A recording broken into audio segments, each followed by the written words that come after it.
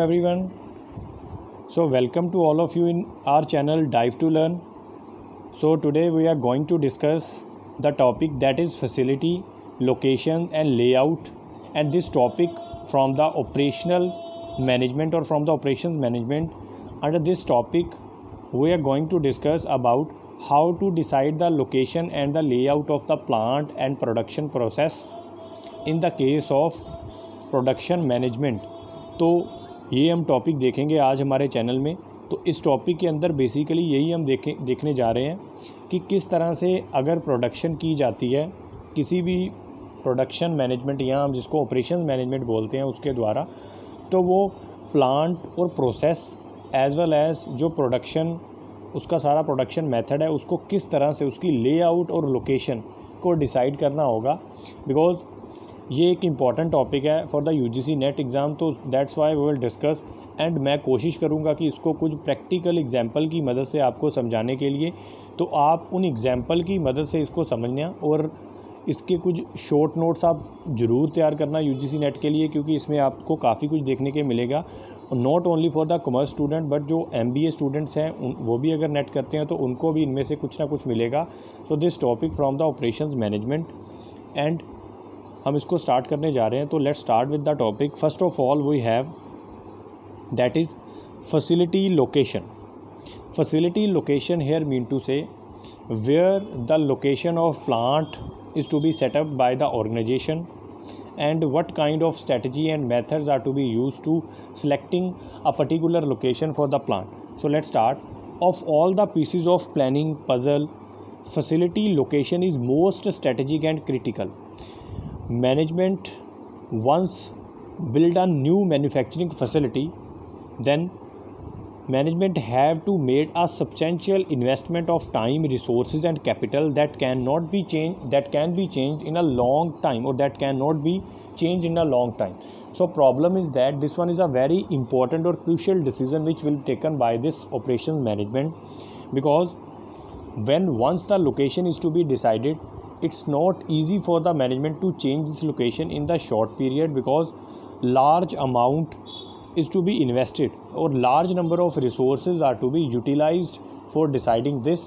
So इसलिए ये सबसे इम्पॉर्टेंट डिसीज़न है, क्योंकि आप देखिए मान लेते हैं एक ऑर्गेनाइजेशन ने ये डिसाइड किया कि मैंने एक प्लांट सेटअप करना है, तो उसने एक जगह पर एक पर्टिकुलर लोकेशन के ऊपर एक जगह ले ली लीज़ के ऊपर। अब नेचुरली सी बात है लीज़ कॉन्ट्रैक्ट कम से कम 3 साल का होगा, लेकिन बात ये नहीं है कि वो 3 साल का है। मेजर प्रॉब्लम इज़ दैट कि जो उस जगह के ऊपर खर्चा होगा for setting up the plant as well as fixing the other fixed resources, so all these having the huge expenditures, so उसका बहुत सारा खर्चा हो रहा है। तो इसलिए इस डिसीज़न को जल्दी से रिटर्न करना पॉसिबल नहीं है due to the large expenditure. So that's why we can say that it's a very important decision for the operation management. So इस डिसीज़न को लेने के लिए बहुत सारी चीज़ों को ध्यान में रखना होता है। Otherwise if selecting a wrong location then it's disasters for the organization. So कुछ फैक्टर्स हैं विच शुड बी कंसिडर, तो इन फैक्टर्स को हम ध्यान से देखेंगे। First one, availability of power. सबसे पहले आपको लोकेशन डिसाइड करते टाइम ये देखना होगा कि मान लीजिए आपकी एक मैन्युफैक्चरिंग इंडस्ट्री आप खोलने जा रहे हैं, तो उसमें इलेक्ट्रिसिटी की ज़रूरत सबसे ज़्यादा होगी for producing the goods, because you need some machines, tools and equipments, and without electricity it will not possible to use all these machinery and other things. So that's why availability of electricity and power is very important for the location or at the time of deciding the location of your plant. Second one is transportation. You need raw material for the production purpose as well as other things like labor, as well as how to transfer the finished product from the factory to the godown or factory to the place of retailer or wholesaler. For such purpose transportation facility should also be considered. तो जैसे कि इसके अंदर एक important चीज़ है कि transportation की facility को सिर्फ रॉ मटेरियल के लिए या फिनिश प्रोडक्ट को ट्रांसफ़र करने के लिए नहीं देखा जाएगा, ये भी देखा जाएगा क्या जो वर्कर्स हैं वो ईज़िली हमारे प्लांट तक पहुंच पा रहे हैं, उनको पहुंचने के लिए कोई फैसिलिटीज़ अवेलेबल हैं। अगर नहीं है तो इट मीन्स कि जो प्लांट है उसके अंदर इन सभी चीज़ों को लेके प्रॉब्लम आ सकती है, एम्प्लॉइज़ को लेके, मटेरियल को लेके, as well as some time कुछ ऐसी चीज़ें होती हैं जो कि कभी कभी, जैसे कि कोई फिक्स एसेट है वो लेनी पड़ेगी, लेकिन कुछ ना कुछ रिक्वायरमेंट्स आपकी ट्रांसपोर्टेशन के बिना रिक्वायरमेंट्स आपकी पूरी नहीं हो पाएंगी. सो that's why this one is a very important decision which taken by the operations management. Next one is suitability of climate here mean to say outer environmental factor. Climate should also be considered because कुछ ऐसे process होते हैं जिनका concern होता है with the environment और climate. अगर climate वैसा नहीं मिल रहा जैसा आपको रिक्वायर्ड है फॉर योर प्रोडक्शन और मैन्युफैक्चरिंग, सो रैदर देन आप ऐसी लोकेशन अगर डिसाइड कर रहे हैं यहाँ पर वो बिल्कुल ही आपके नेगेटिव है, आपके अगेंस्ट है आपके प्रोडक्शन प्रोसेस के climate, rather than it's a wrong decision. So that's why climate of particular area also be select or also be investigate analysis before deciding the location of the plant. Next one is government policies. Government policy should also be considered. जैसे कि ये government की policy है कि अगर आप कोई इस तरह का बिज़नेस करना चाह रहे हैं जिसके अंदर कोई हज़ार्ड्स प्रोसेस है, कि कोई ख़तरनाक उसमें से केमिकल निकल रहे हैं या कोई ख़तरनाक तरह का पोल्यूशन धुआं निकल रहा है, तो इट मीन्स उस तरह का बिज़नेस आप शहर से बाहर ही इंडस्ट्री लगा के कर पाएंगे, इंडस्ट्री को शहर के अंदर नहीं फिक्स किया जाएगा. So it means government policy should also be considered before deciding the location. Next one is competition between the state. Competitive factor also be consider.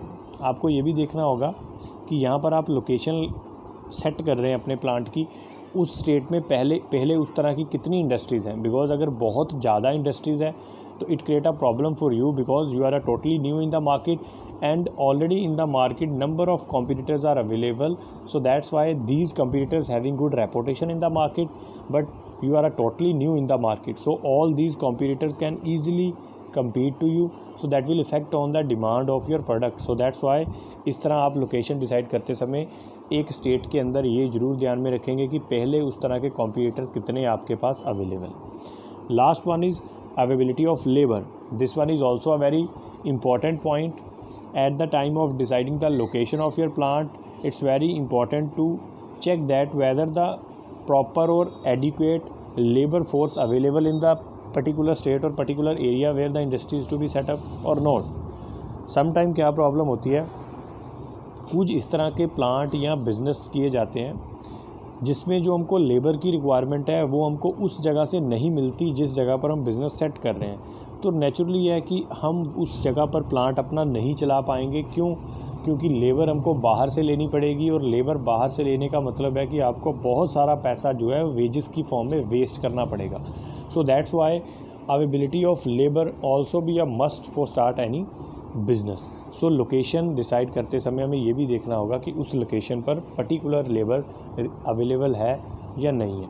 So all these are the various important factors which may effect on the facility of location. Now next one, the facility of layout or facility layout. Here layout mean to say whole structure, how to set the various process as well as how to set the plant, machineries, equipments and tools in a particular industry.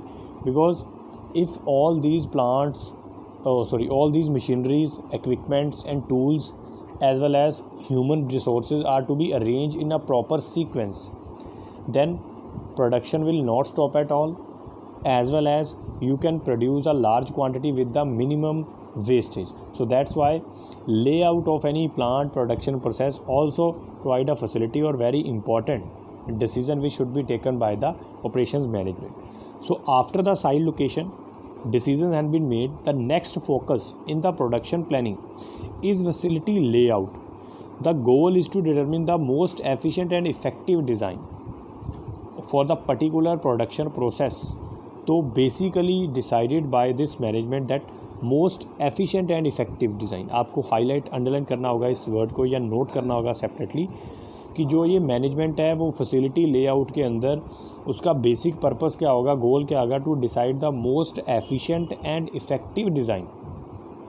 Efficient design का मतलब है कि design इस तरह का हो जिससे आपको प्रोडक्शन में कोई प्रॉब्लम नहीं आ रही, प्रोवाइड द कन्वीनियंस, उल्टा वो आपको सहायता कर रहा है, मदद दे रहा है प्रोडक्शन प्रोसेस के अंदर। एज वेल एज लेआउट इस तरह की है कि वो आपको वेस्टेज कम कर रही है, इट मीन्स वो एफिशिएंट होगी। इफ़ेक्टिव मीन टू से इफ़ेक्टिव डिज़ाइन का मतलब है कि जो आप जिस तरह से आप लेआउट सेट कर रहे हैं सारी मशीन्स की और ह्यूमन बींग्स की, उसका डिज़ाइन इस तरह का होगा कि which having a large lasting impact, और we can say that which having a very effective for increase the production. Next one, a manufacturer might opt for U-shaped production line. This one is also important, आप underline कर लीजिए। ज़्यादातर जो manufacturer होगा वो U-shaped production line को ही adopt करेगा eight the time of deciding the layout. मैं पहले आपको बता देता हूँ U शेप क्यों। जैसे कि आप सभी को U की शेप का मालूम ही है, जो अल्फ़ाबेट है हमारा इंग्लिश का U, तो U की शेप इस तरह की है कि एक साइड से ओपन है, एक साइड से क्लोज़ है, फिर सारी रिवर्स पहले डाउन जा रही है फिर ऊपर आ रही है, लेकिन सामने से बिल्कुल ओपन है।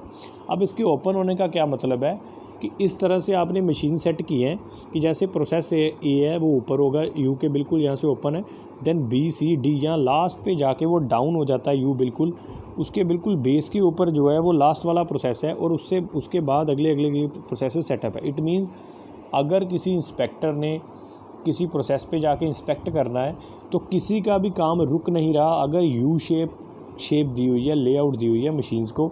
चाहे तो इंस्पेक्टर सीधा बी मशीन पे चला जाए, चाहे सीधा ही डी मशीन पे चला जाए, तो मीन वो बड़े आराम से घूम सकता है बीच में, और उसकी एंट्री के लिए एक पॉइंट दिया उसे। It means normally the manufacturer might opt U shaped production line for example rather than a long straight one to allow the products and the workers to move more quickly from one area to another। तो जैसे कि अभी आपने देखा है, अगर आप उसको एक स्ट्रेट लाइन दे देंगे तो वो पूरा नज़र नहीं आएगा, क्योंकि जहाँ तक आपकी नज़र जाएगी वो तो नज़र आ जाएगा, लेकिन अदर प्रोसेस आपको नज़र नहीं आएंगे।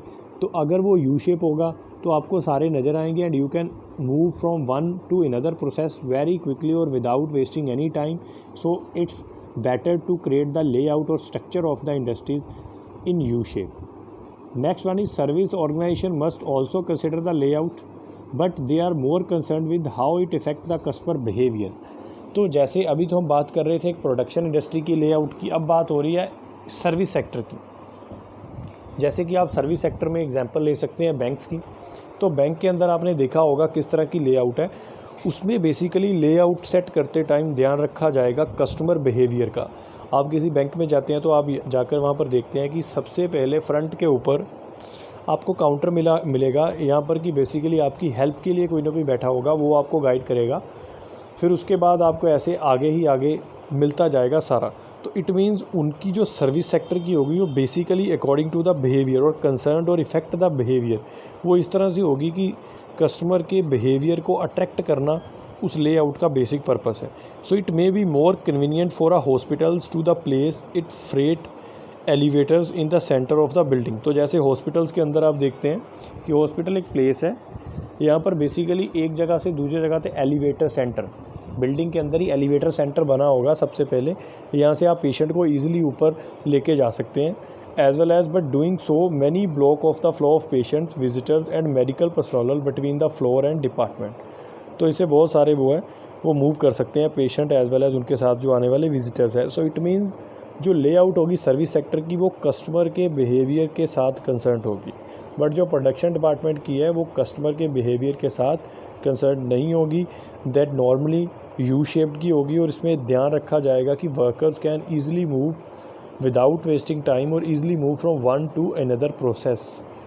सो इसके लिए मैं आपको एक एग्जांपल्स भी दूंगा, तो उससे पहले हम देख लेते हैं। There are total 4 main type of facility layout. ये 4 तरह की फैसिलिटी लेआउट हो सकती है। जैसे फर्स्ट वन है मेरे पास प्रोसेस। सो सबसे पहले हम प्रोसेस लेआउट देखेंगे। The process layout arrange the work flow around the production process.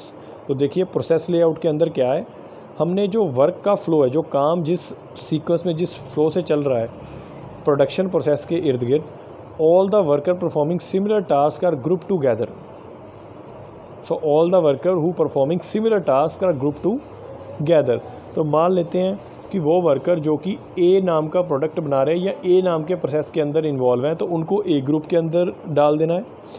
Then product जो है वो बहुत सारे वर्क स्टेशन में से पास होके निकलेगा, क्योंकि इसमें जो प्रोडक्ट है वो बहुत सारे प्रोसेस में से होके जा रहा है। जैसे आप इसकी एग्जांपल ले सकते हैं प्रोसेस लेआउट की, कि मान लेते हैं आपने कभी आप लेज़ जो बनते हैं उनकी आप मैन्युफैक्चरिंग देखें तो उसके अंदर आप देखेंगे कि वो बहुत सारे प्रोसेस में से होके, जो पोटैटोज़ है वो बहुत सारे प्रोसेस में से होके पोटैटोज़ फिर जाके वो कन्वर्ट हो रहे हैं लेज़ में, और फिर बाद में उसको पैकिंग हो रही है। वो सारा एक प्रॉपर सीक्वेंस है प्रोसेस का। तो उस तरह से ही उन्होंने मशीन की लेआउट सेट की है कि जैसे ही एक प्रोसेस ख़त्म हो ऑटोमेटिकली वो प्रोडक्ट मूव हो जाएगा सेकंड प्रोसेस के लिए। So this one is basically a process layout where the product is passes from the various work stations. For example हम एग्जांपल ले लेते हैं, all grinding would be done in one area, grinding for under one area and all assembling in another area. तो जैसे हम potatoes की example ले लेते हैं, चिप्स की एग्जांपल ले रहे हैं कि चिप्स का जो एक जगह ऐसी होगी यहाँ पर सिर्फ पोटैटोज़ को कट किया जा रहा है और उनसे चिप्स जो है तैयार हो रही है, लेकिन एक एरिया होगा यहाँ पर वो सारे पैकेट्स के अंदर डाल के उनको सील किया जा रहा है। सेम इन दिस एग्जांपल कि ग्राइंडिंग का काम एक जगह पर चल रहा है और ग्राइंडिंग के बाद उन पार्ट्स को इकट्ठा करने का, assembling basically to assemble the parts, वो अलग जगह पर हो रहा है। So the process layout is the best form firm that produce the small number of wide variety of product. ये उनके लिए बेस्ट है layout where the small products are to be produce but with wide variety, कि product जो छोटे छोटे हैं लेकिन हर एक प्रोडक्ट जो है एक दूसरे से अलग अलग है। एक प्रोडक्ट नहीं बन रहा, number of products are produce because every product having a different feature, different variety. So but these are very small in size as well as small in quantity. So typically using the general purpose machines that can be changed rapidly to a new operations for different product design. तो इसमें एक problem होती है कि आपको जैसे ही दूसरा product तैयार करना है तो आपको अपनी मशीन्स का डिज़ाइन, स्ट्रक्चर, लेआउट सारा चेंज करना होगा। तो उस जगह पर ये प्रोसेस लेआउट टेक्निक है। For example a manufacturer of custom machinery would use a process layout. So manufacturer जो होगा वो कस्टम मशीनरी का वो इस प्रोसेस लेआउट को यूज़ करेगा। बेसिकली प्रोसेस लेआउट है, यहाँ पर बहुत सारे प्रोडक्ट बन रहे हैं लेकिन वो सारे प्रोडक्ट नंबर ऑफ़ प्रोसेसेस के थ्रू कंप्लीट हो रहे हैं, तो उस केस में ये चलेगी। आप इसके लिए बेस्ट एग्जांपल ले सकते हैं लेज़, क्योंकि लेज़ और चिप्स जो कि प्रोड्यूस हो रहे हैं through the number of processes और after passing the number of processes जो सेम एज एयर। तो सिमिलर प्रोसेस के लिए एक मशीन होगी, जो अलग है उसके लिए नेक्स्ट मशीन होगी। तो सभी मशीन्स को इस तरह से अरेंज किया जाएगा कि एक प्रोसेस से कंप्लीट होने के बाद दूसरे के ऊपर मूव करेगी। तो इसके लिए मैं आपको एक डायग्रामेटिकली समझा रहा हूँ, इसको आप ध्यान से देखेंगे आपको सारा क्लियर हो जाएगा। Process layout production of kitchen cabinet. तो किचन कैबिनेट की जो प्रोसेस लेआउट है आपके पास, देखिए सबसे पहले जॉब एक्स के ऊपर आप नज़र रखेंगे। जॉब एक्स के अंदर आपको नज़र आ रहा है प्रोडक्शन ऑपरेशन, जैसे receiving end raw material storage. तो नंबर 1 में रिसीव कर रहे हैं आप, रॉ मटेरियल स्टोर कर रहे हैं उसको। ये जो आपको सर्कल दे रखे हैं, एक सर्कल है जो अंदर से बिल्कुल ब्लू है, डार्क है, तो वो प्रोडक्शन ऑपरेशन की बात हो रही है। उसके बाद फाउंड्री वर्क चल रहा है, उसके बाद rough machine, then rough machine के बाद आ रहा है शेयर एंड पंच, मतलब जब मशीन का रफ़ तैयार हो गया उसके ऊपर पंच लगेगा। देन पंचिंग के बाद 5 नंबर पे फैब्रिकेशन होता है कि उसकी अगर कोई फिनिशिंग अच्छी नहीं आई या हम यूँ बोले कि उसकी कोई और कोई पेंडिंग है जॉब वर्क, उसके ऊपर वो किया जाता है 6 नंबर में। 7 नंबर अगेन असेंबली, फिर सारे पार्ट्स को असेंबल पेंटिंग। 7 नंबर पे पेंटिंग है प्रोसेस में। उसके बाद जाके 8 नंबर पे आ रहा है पैकेजिंग एंड शिपिंग। तो अब इसमें आपको एक चीज़ ध्यान से देखने के लिए मिल रही है, एक आपके पास ब्लू सर्कल है, एक आपके पास दूसरे नंबर है जो विदाउट कलर है, जो सिर्फ रेड सर्कल डार्क किया हुआ है जॉब नंबर वाई के लिए। तो ये जो जॉब नंबर एक्स है, आप देखिए पहले 1 नंबर पर एक्स, 2 और 3, उसके बाद ये जॉब नंबर वाई है। अब वाई जो है 4 नंबर पर जब जा रही है, जॉब नंबर वाई आप देख रहे हैं 4 पे जा रही है, तो उसके बाद वो 7 को क्रॉस करेगी। इट मीन्स जो लेआउट है वो इस तरह से डिसाइड है कि एक्स को कट कर रही है वाई 7 नंबर पर। इट मीन्स कि पहले जॉब नंबर वाई पे पंच होगा मशीन के ऊपर, उसके बाद फिनिश किया जाएगा मशीन को, उसके बाद डेब्यूर, और डेब्यूर के बाद असेंबली 5th नंबर पर। तो देन 6 पे जाके पेंटिंग और पैकेजिंग एंड शिपिंग। तो लेकिन जो 7 नंबर प्रोसेस है, जो 7 नंबर है जॉब एक्स के अंदर, उसमें देखें आप पेंटिंग और असेंबलिंग बेसिकली दोनों ही इन्वॉल्व है। तो इससे आपको ये नज़र आ रहा है जो प्रोडक्ट किस तरह से वो फ़्लो कर रहा है। देखिए जॉब एक्स से किस तरह से प्रोडक्ट अलग अलग प्रोसेस में से निकल के जा रहा है, फिर फाइनली जाके पैकिंग और शिपिंग हो रही है। तो इसी तरह से जॉब वाई है, तो जॉब वाई के अंदर भी अलग अलग प्रोसेस में से प्रोडक्ट निकल के जा रहा है। तो अब हम यूँ भी बोल सकते हैं जो एक्स है उसकी एक नेचर की जॉब है, क्योंकि एक्स का काम है मशीन को तैयार करना, और वाई जो है मशीन तैयार होने के बाद में काम कर रहा है। वाई क्या कर रहा है, या तो मशीन के ऊपर पंच कर रहा है, पंच का मतलब है जो कंपनी का ब्रांड है, मार्क है, उसको पंच कर रहा है। As well as why also perform the finish machine की फिनिश कर रहा है। फिनिश मतलब उसको अच्छे से उसकी क्वालिटी को जो कमी रह गई उसको सही कर रहा है।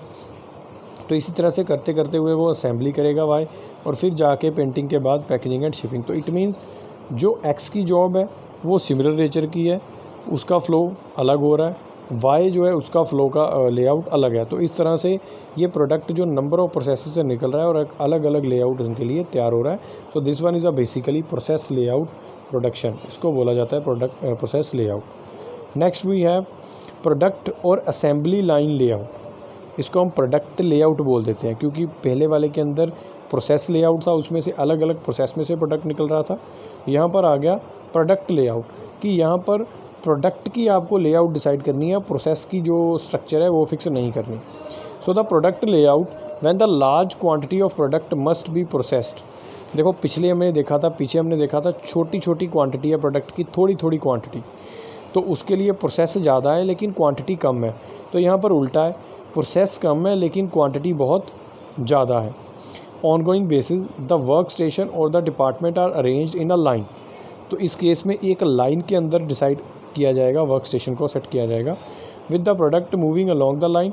And automobile and appliances manufacturer as well as the food processing plants usually use this product layout. So automobile and food processing department use this layout, क्योंकि ऑटोमोबाइल के अंदर जैसे आप देखते ही हैं कि ऑटोमोबाइल के अंदर जो प्रोडक्ट है वो बहुत सारे प्रोडक्ट नहीं है थोड़ी थोड़ी क्वांटिटी में, बल्कि एक ही प्रोडक्ट है बड़ी सारी क्वांटिटी में।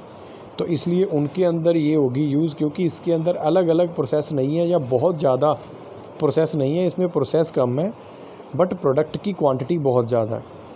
सो सर्विस कंपनी में also use the product layout for routine processing operation. तो सर्विस कंपनीज़ भी प्रोडक्ट लेआउट को यूज़ कर रही हैं, क्योंकि सर्विस सेक्टर जो है वो प्रोडक्शन नहीं कर रहा, वो सर्विसेज दे रहा है, तो इसलिए उसके अंदर प्रोसेसेस कम है लेकिन जो प्रोडक्ट है उनकी क्वांटिटी ज़्यादा है और उस ज़्यादा क्वांटिटी को ही वो सर्व कर रहा है। सो दैट्स वाई ध्यान रखना होगा, याद रखना होगा, यहाँ पर प्रोसेस ज़्यादा है, उसमें प्रोडक्ट बहुत छोटी छोटी मात्रा में बहुत सारे वैरायटी ऑफ प्रोडक्ट्स बन रहे हैं, तो वो होगा आपका प्रोसेस लेआउट। यहाँ पर प्रोडक्ट की क्वांटिटी बहुत ज़्यादा है लेकिन प्रोसेसेस कम है, वो होगा आपका प्रोडक्ट लेआउट। प्रोडक्ट लेआउट की एग्जांपल हो सकती है automobiles and service sector. Process layout की एग्जांपल होगी आपके पास कोई भी मैन्युफैक्चरिंग इंडस्ट्री, जैसे ग्राइंडिंग का काम है, जैसे कोई मशीन्स बन रही हैं, वो सारा, लेकिन थोड़ी क्वांटिटी में वैरायटी ऑफ प्रोडक्ट्स कि हर प्रोडक्ट के लिए हमको प्रोसेस चेंज करना पड़ रहा है, तो उसके लिए वो होता है। आओ इसके भी हम देख लेते हैं। देखिए यहाँ पर प्रोडक्ट और असेंबली लेआउट किस तरह से है। मान लीजिए हम एक टेलीविज़न स्क्रीन को या टेलीविज़न तैयार करने जा रहे हैं, तो सबसे पहले क्या होगा, देखिए इसमें हम टेलीविज़न तैयार कर रहे हैं, कोई प्रोडक्शन नहीं हो रही, असेंबल हो रहा है, इसलिए इसमें प्रोसेस कम होगा as compare to process layout. तो देखिए इसमें किस तरह से उन्होंने स्ट्रक्चर डिसाइड किया है, अपना सारा जो प्लांट का स्ट्रक्चर है असेंबलिंग का वो किस तरह से बना है। सबसे पहले चैसिस को असेंबल किया जाता है। चैसिस असेंबल होने के बाद उसके अंदर सर्किट बोर्ड या जिसको हम बोर्ड बोल देते हैं, वो सर्किट बोर्ड को इंस्टॉल किया जाता है, क्योंकि हम बना नहीं रहे, सिर्फ असेंबल कर रहे हैं। After that install the flat screen in this circuit board, फिर उसके साथ इंस्टॉल होती है एक flat screen. Then insert the speakers और install the speakers and after that final assembly then inspected by the inspector, so then product is to be completed. तो देखा जाए तो इसमें आपको सीधा सीधा है, कोई ज़्यादा प्रोसेस नहीं है, सीधा सीधा आप असेंबल कर रहे हैं, असेंबलिंग के बाद आपका प्रोडक्ट इंस्पेक्ट हो गया तो यू शेप बन रही है, आप देख सकते हैं यू शेप बन रही है ये। सो this one is a product layout, इसमें होगी प्रोडक्ट लेआउट, बिकॉज यहाँ पर जो प्रोडक्ट बन रहा है वो एक ही है बेसिकली टेलीविज़न, बट वो जो टेलीविज़न बन रहा है उसकी क्वांटिटी भी नेचुरली ज़्यादा है। एक कंपनी एक दिन में बहुत सारे टीवी बना रही है, तो इसमें वैरायटी भी कोई नहीं है, ज़्यादातर एक ही तरह का टीवी है या उसका डिज़ाइन शेप चेंज हो जाएगा, बाकी सारा कुछ सेम रहेगा टीवी। तो इट मीन्स प्रोसेस सारा ही सेम होगा क्योंकि आप मैन्युफैक्चरिंग नहीं कर रहे, असेंबलिंग कर रहे हैं। So that's why this one is a basically product assembly और flat screen television. Next one is fixed position layout. तो fixed position layout let's the product stay in one place while the workers and machinery move to it. So देखिए fix product का मतलब, position layout का मतलब है where the product stay at one place but machinery and the workers are to be move to its as needed. जब ज़रूरत होगी तो प्रोडक्ट जो है वो अपनी जगह पर रहेगा, उसकी जो फिक्स रहेगी लेआउट और पोजीशन, बट मशीनरी और टूल्स और वर्कर्स वो खुद जाएंगे। मतलब हम यूँ भी बोल सकते हैं कि जिस पर हम काम कर रहे हैं वो किसी और जगह पर कर रहे हैं, यहाँ को उस जगह को मूव करना प्रोसेस के ऊपर, मशीन के ऊपर पॉसिबल नहीं है, उल्टा मशीन को उस जगह पर आप लेके जाएंगे, उसको उस जगह को बोला जाता है fixed position layout, where the product position is fixed. जिस प्रोडक्ट पर आपने काम करना उसकी पोजीशन फिक्स है। मैं एग्जांपल दूंगा, आपको समझ आ जाएगी। Like products that are impossible to move, ships, airplanes and construction projects which are typically produce using a fixed position layout. जैसे एक एग्जांपल है, मान लेते हैं आपने एक स्टेडियम की कंस्ट्रक्शन करनी है, कोई एक स्टेडियम है, मान लेते हैं क्रिकेट स्टेडियम है, उसकी कंस्ट्रक्शन करनी है। तो ऑब्वियस है क्रिकेट स्टेडियम को मूव करके आप अपनी फैक्ट्री के अंदर ले जाके अलग अलग मशीन्स के थ्रू नहीं तैयार कर सकते, उसके लिए खुद चलकर आपको जाना होगा, मीन टू से आपके वर्कर्स को जाना होगा जो वो कंपनी कॉन्ट्रैक्ट ले रही है, as well as machineries and other equipments are also be move at the place of that stadium और at a site of construction. तो वो भी कंस्ट्रक्शन साइट के ऊपर ही जाएंगे। तो इसको बोला जाता है fixed position layout, because here the product position is fixed. तो प्रोडक्ट की लेआउट कांस्टेंट है, फिक्स्ड है, क्योंकि स्टेडियम का जो आकार है हम नहीं बदल सकते, उसकी जगह हम नहीं बदल सकते। So limited space at the project site often means the part of the product must be assembled at other site, so transported to the fix site and then assembled.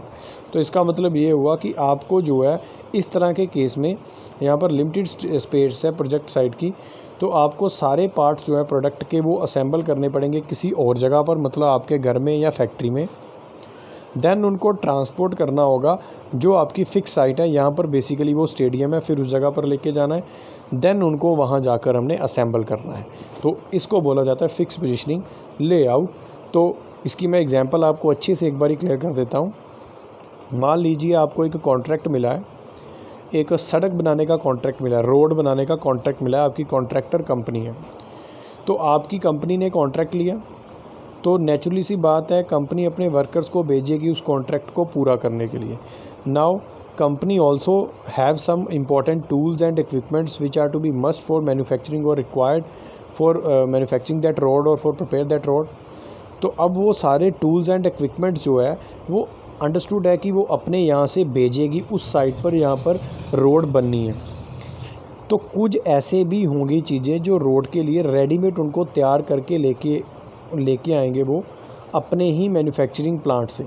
तो अब जो चीज़ें वो तैयार करके लेके आ रहे हैं वो अपनी घर पे या अपनी फैक्ट्री पे या किसी और जगह पर कर रहे हैं और फिर उनको ट्रांसपोर्ट कर रहे हैं एट अ फिक्स साइट, यहाँ पर प्रोडक्शन चल रही है, देन उनको आके वो सारी रोड को तैयार हो रही है। इट मीन्स कि इस तरह के अंदर इस तरह की जो प्रोसेसेस है प्रोडक्शन के, उसके अंदर जो फिक्स्ड लेआउट है प्लांट्स की, आपको उसके हिसाब से ही अपना सारा कुछ मैनेज करना होगा। This one is known as fixed position layout. तो ये आपको अच्छे से याद रखनी होंगी जो हमने तीनों की है इसके अंदर। फर्स्ट वन हमने की थी प्रोसेस लेआउट, उसके अंदर आपको अपनी जो प्रोसेस है उनकी लेआउट डिसाइड करनी है। इसमें प्रोडक्ट जो है वो नंबर ऑफ प्रोसेसेस के थ्रू मूव हो रहा है, देन फिनिश प्रोडक्ट प्रिपेयर हो रहा है। लेकिन this basically process layout is applicable when there is a large variety of product produce in small quantity. And second हमने देखी है जिसमें हमने देखा था प्रोडक्ट लेआउट के अंदर कब होती है, प्रोडक्ट लेआउट तब डिसाइड होती है when there is a single product or less number of products are to be produced in large quantity, then the product layout is to be used or product layout method is followed. तो product layout के अंदर आपको देख ही रहा है, जैसे आपने देख लिया कि उसके अंदर ज़्यादा प्रोसेस में से प्रोडक्ट नहीं निकल रहा, कुछ ही प्रोसेस है जिनमें से प्रोडक्ट पास हो रहा है, दैट प्रोडक्ट लेआउट आप प्रेफर करेंगे। और under the product layout only a single product produced by the company in a large quantity. Last था हमारा फिक्स पोजीशन लेआउट, इसके अंदर प्रोडक्ट की पोजीशन फिक्स्ड रहेगी, चेंज नहीं होगी, आपको ही साइट पर जाना होगा। So guys all these about this, thank you. और अगर आपको वीडियो अच्छा लगे तो लाइक ज़रूर करें।